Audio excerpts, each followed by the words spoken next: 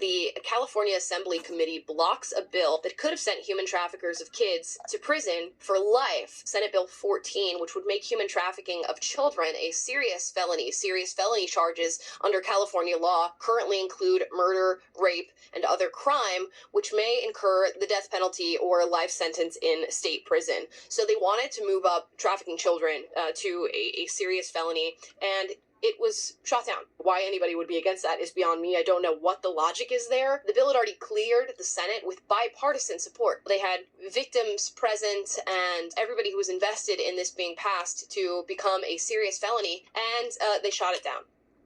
They call you a tinfoil hatter and say that you're being conspiratorial for talking about these things and that there's no larger effort to keep these things happening or at least stop people from being punished for doing them. Then they go and pass on making this a serious felony in the state of California.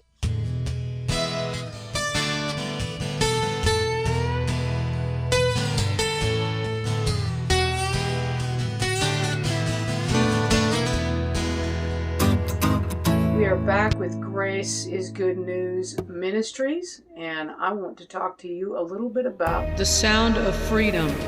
First, dip my toes in this whole making myself aware that this whole sex trade thing is going on. I really was not much aware of it until this point when I saw the movie Taken. Well, I didn't see it in theaters, so, I saw it when it was available on streaming. But at any rate, this issue has never gone away. It's not gotten better. There are people attempting to help rescue children, of course, but it's still a big, huge problem. What I've heard is that there are more human slaves today than there were even when slavery was legal. The reason that I wanted to talk to you about it today is because I went to see it last Thursday. I went to see The Sound of Freedom, I should say, last Thursday.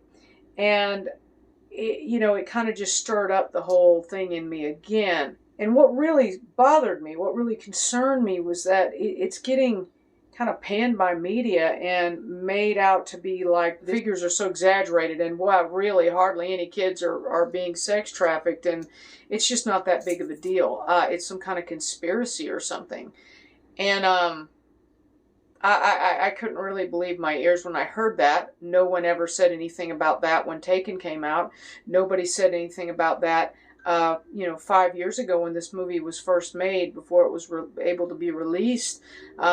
Tim Ballard was getting, the guy who the movie is about, The Sound of Freedom is about, he was doing all kinds of interviews, and people were listening to him, and they were supporting what he was saying, and they were trying to help him. They were not questioning him. So I don't know exactly what's going on right now. But I think, personally, the fact that they're trying to squelch this movie and squelch people believing real statistics instead of, what they're trying to just shove it under the carpet, that sounds more like a conspiracy to me. QAnon conspiracy theorists have a new backer, a man who once played Jesus. Actor Jim Caviezel pushing QAnon theories that can only be described as flat-out crazy. Donnie O'Sullivan is joining us now. What is he saying, Donnie? Hey, Brianna, yeah, crazy certainly is the word for it. And what we've seen here really is that even with Trump out of the White House, conspiracy theories are continuing to grip the United States. Have a listen. The adrenochroming of children, look, where we're at right now. Hopefully, we need your prayers. He may have played the role of Jesus Christ in Mel Gibson's 2004 movie The Passion of the Christ, but now it seems actor Jim Caviezel is preaching a different kind of gospel, echoing the gospel of QAnon while speaking to a right-wing convention over the weekend. With somebody like Jim Caviezel, he is openly embracing it. He's openly using its catchphrases and its concepts. He's speaking at QAnon conventions, and this film is being marketed to either specific QAnon believers or to people who believe all of the same tenets as QAnon, but claim they don't know what it is. And The Sound of Freedom does focus on a real issue of sex trafficking. But that theme, it's sort of like that kernel of truth that feeds the QAnon conspiracy theory. Yeah, they're basically saying that Jim Caviezel, the guy who plays Tim Ballard in this movie, is into QAnon and and all this. And by the way, just so you know, I didn't even know what it was, okay? Sure, Kesley, we believe you. Sure you're not a QAnon, Okay, so I had to look it up. It's the name of a far right-wing conspiracy theory that believes there is a deep state plot slowly being exposed online by an anonymous leader named Q against President Donald Trump, supposedly to have begun around 2017. Okay, so just so you know, that's, I guess, what it is. My thing is this, okay? Whatever Jim Caviezel, the actor, believes, and whatever, you know, club he goes to, or church he speaks at, or convention, or whatever, like, what does that have to do with the character he played in a movie that says that sex trafficking is real, which is actually based on a true story? Because as far as I know, Tim Ballard has absolutely nothing to do with any of that, and that's what Jim Caviezel was playing. He was playing that guy. And so his personal life, now again, I'm not defending him. I don't know what he's into or not into. I honestly don't really, that's not really my concern. My concern is, what is this movie about? Why would they pan the movie? Why don't they just say, hey, you know, we don't like Jim Caviezel if they don't, right? I think he's a fine person, but I'm just saying, if he weren't a fine person, why don't they just talk about him and whatever he's doing, but separate it out from the movie? Because the movie is true.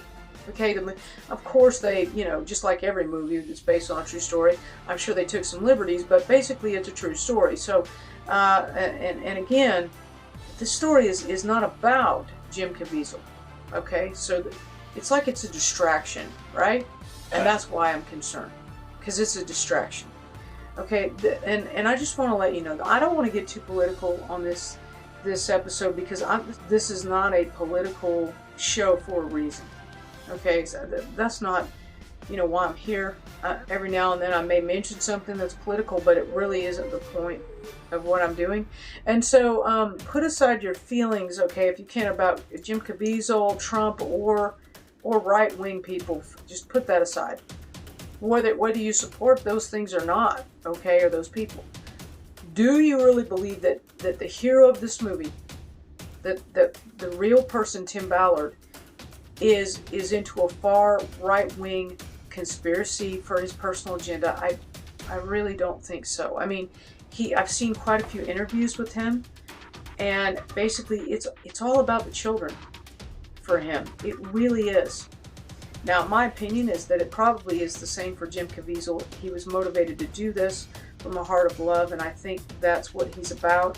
If he's gone too far into a conspiracy about what people are doing to children, I don't know. Maybe he has, maybe he hasn't, but I think his heart is about kids. I think whatever he is or isn't doing, he cares about children, and that's really important to me as well, because that's really what this is about. Now, secondly, let's look at who might actually have special interest here, for real, as far as this movie goes. I'm thinking that Hollywood has been accused of a lot of things concerning pedophilia.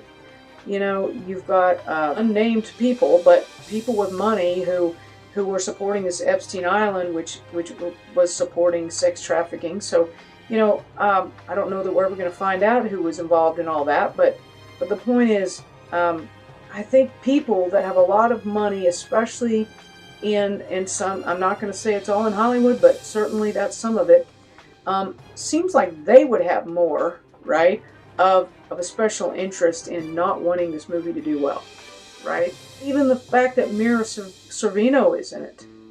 Mira Sorvino she has herself been, by her own testimony, the victim of Hollywood sexual exploitation. So her being in this says to me, hey, this is for real. This is something she believes in. This is something she wants to do, is help defend kids and vulnerable people. And so that tells me right there that there's something not right going on with the media trying to prevent this movie from being seen or being taken seriously. You know, the movie sat around for 5 years, not getting picked up by any major studios. Disney tried to shelve it so that no one could even release it. It's just, I think we're all smart enough, right, to understand. We see smoke, You're not talking to a jerk, We see the smoke where the fire is. I think the major media outlets know, where their bread is buttered, and I think that they are trying to protect some people, and they are trying to keep your average person from knowing what's really going on here with children. And so I'm much more suspicious of the media putting these things out than I am the Sound of Freedom movie and the people behind that. So at any rate, politicians on both sides of the aisle have been for years, right? As long as I can remember, saying it's all about the children. It's all about the children, right? And we all know that a lot of times they're just using children. It's all about the children. It's all about the future. The planet belongs to them. America, no child will be left behind. Not one single child. Our nation's children are all our children. I don't think it really is a lot of times really about the children. They seem to be getting used like footballs, just punted around to somebody's advantage. We need to protect the children. But anyway, let's look at this clip from The Sound of Freedom. This clip is why I went to see the movie. I'm leaving a bar all jacked up on coca, and I notice this young girl on the corner, fine looking, maybe 20, 25. Take her up to my place, we do the deed, pay the bill. She's putting on her shoes, and I notice something. I notice her foot. She's got these little pink cat faces painted on her toenails. And it hit me. She's not 25. And she glances up and her eyes connect. And it was like I was granted a glimpse into her soul. And all I saw was sadness.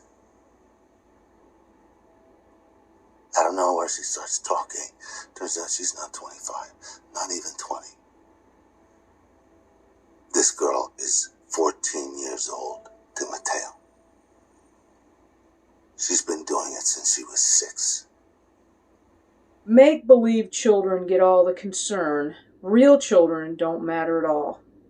This quote comes from Amanda Marcotte. She's a busy political commentator. Now, I couldn't disagree with this blogger more if I tried. I mean, this woman, I am just not on the same wavelength with her about so many things, but that quote that she said there, that I have to agree with 100%. I mean, she's right.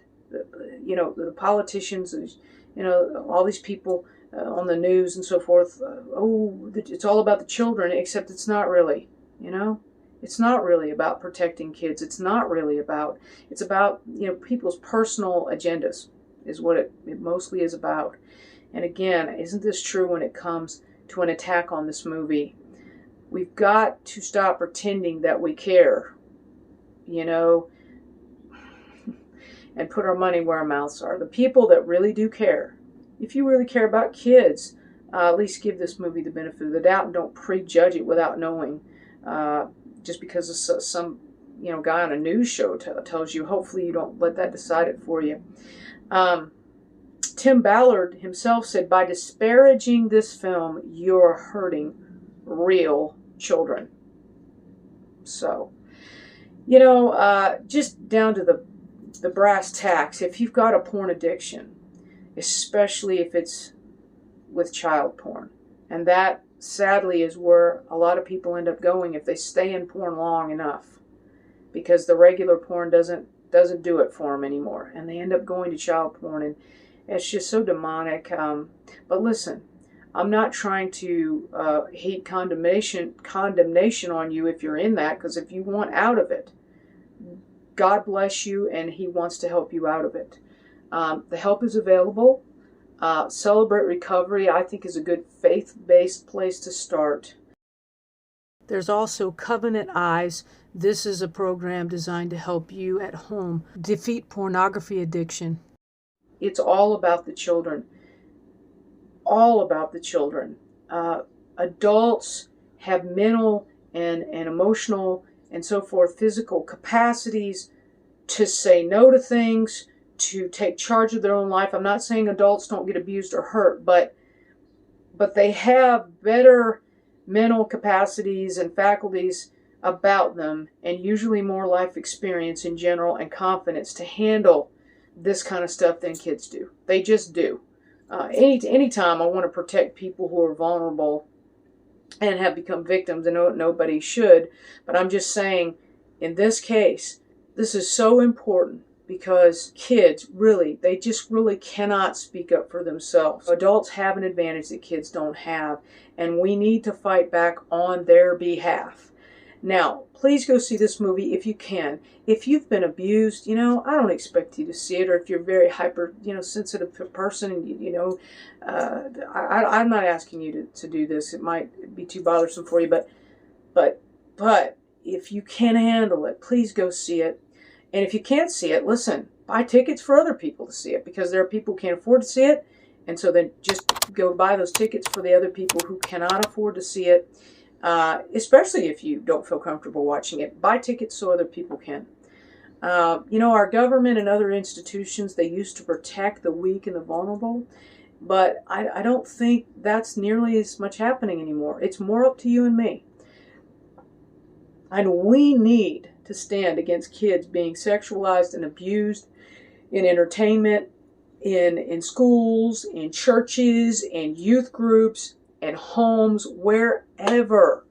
Okay? We need to stand against that because it's happening all over. People want to say, don't get upset about this without getting upset about what's happening in churches. I'm not. I'm upset about all of it. Anytime kids are getting abused by, especially sexually by people, I'm right there wanting to advocate and say no. It really is all about the children. And it really is all about those who can, standing in the gap for them in whatever way you can. And not all of us have money. Not all of us can directly help a child out of sex trafficking like Tim Ballard. But let me tell you what, there's this Phoenix Dream Center. I ran into the information about this the other day on social media. And so I just wanted to share it with you. Go look it up. It looks very, very good. It looks like a good organization. I don't know how many other places there are like this, but I just happened to see this one, and they take money to help their expenses in their cost of helping kids get out of sex trafficking when they're rescued, and then helping them heal. This is what this Dream Center is for, is helping these kids. Good grief, God bless them coming out of this, have any kind of a normal existence again. Okay, because that's a big deal. That's not going to happen overnight. It's not going to happen quickly. They're going to need a lot of help. And so you can help them by sponsoring a child. You can also, I believe they have some kind of a mentoring program when they get out of this center. So even then, and that's not, I don't even think that's a money thing. That's just a, I don't know, sounds like a big brother, big sister kind of thing. So anyway, just check into it. I'm going to put the information up about that. Of course, you can give to Operation Underground Railroad, the ministry that Tim Ballard has. I'm going to put up information about that. And there's other places. Just make sure they're a real organization, obviously, before you send any money. Make sure they're for real. Check into that. But as far as I know, this one is. And so, and lastly, but certainly not least, be praying. Be praying. If you're a prayerful person, pray for these children. Pray for anything you can do to help.